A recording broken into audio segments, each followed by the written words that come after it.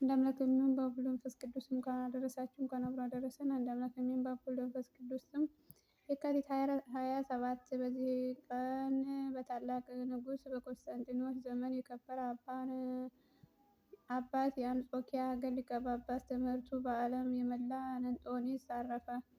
የከበረ አባቶቻችን በኒቅያ ከተማ የአንድነት ስብሰባ ባደረጉ ጊዜ በዚህ ጉባኤ ከተሰበሰቡት ሊቃውንት አንዱ እርሱ ነው። በዚህም ጉባኤ ተስማምቶ አርዮስን ከባልንጀሮቹ ጋር አወገዘው። ለይተውም ባልንጀሮችን የቄሳርን አውሳቢዎስን፣ የኒቆመዲያን አውሳቢዎስን እና አርያኖስን ናቸው። እኒህም በአብያተ ክርስቲያናት ሁሉ ታውቀዋል። እኒህም የከበሩ አባቶች ሥርዓት ሰርተው ወደ ሀገራቸው በተመለሱ ጊዜ እኒህ ከኤጲስቆጶሳት ሹመት የተሻሩ ወደ ኢየሩሳሌም የሚሄዱ መስለው ወጡ። ወደ አንጾኪያ ከተማ ገብተው ከአንዲት አመንዝራ ሴት ዘንድ ተሰበሰቡ። ብዙ ገንዘብን ሊሰጧት ቃል ገቡላት። ወደ ቤተ ክርስቲያኑ እንድትገባ ይህን አባት ከእርሷ ጋር እንዲያመነዝር የወለደችውን ልጅ የእርሱ እንደሆነ በዚህ ቅዱስ አባት እንጦንዮስ ላይ ለካህናት ለሕዝቡ እንድትነግር አስተማሯት።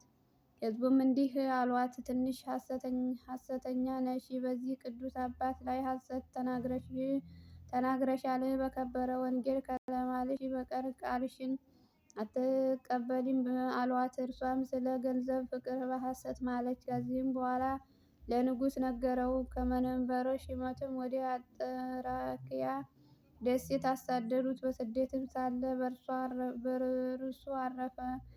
ነገር ግን ለእኒህ ከሃዲያን ወዮላቸው፣ የእግዚአብሔርን ልጅ ከመለኮት ባሕርይ ለይተው ፍጡር ነው ብለውታልና። ይህም ንጹሕ አባት ሰይጣን አባታቸውን እንዲያስተምራቸው ከአመንዝራት ጋር እንዲህ ሆነው ተንኮል ከመንበሩ ሹመቱ አውጥተውታልና። እግዚአብሔር ግን ችላ አላለም።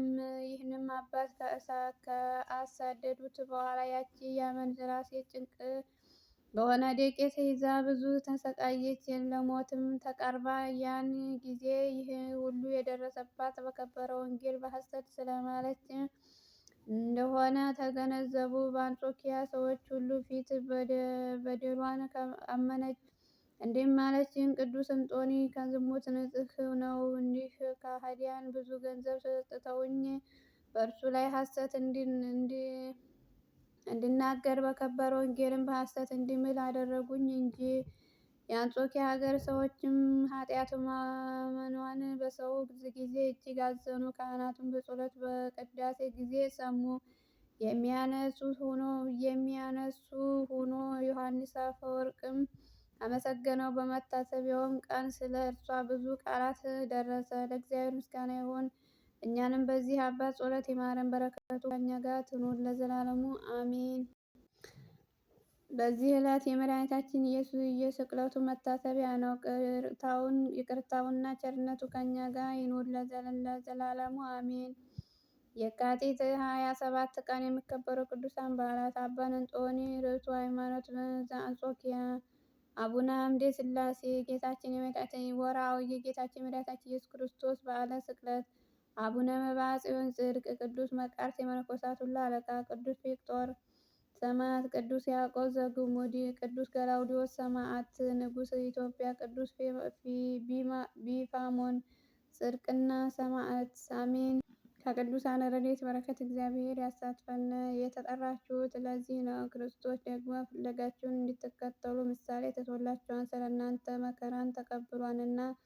እርሱም ኃጢአትን አላደረገም፣ ተንኮልንም በአፉ አልተናገረም፣ አልተገኘበትም። ሲሰድቡትም መልሶ አልተሳደበም፣ መከራንም ሲቀበሉ አልዛተም። እርሱ ራሱ በሥጋው ኃጢአታችንን በእንጨት ላይ ተሸከመ።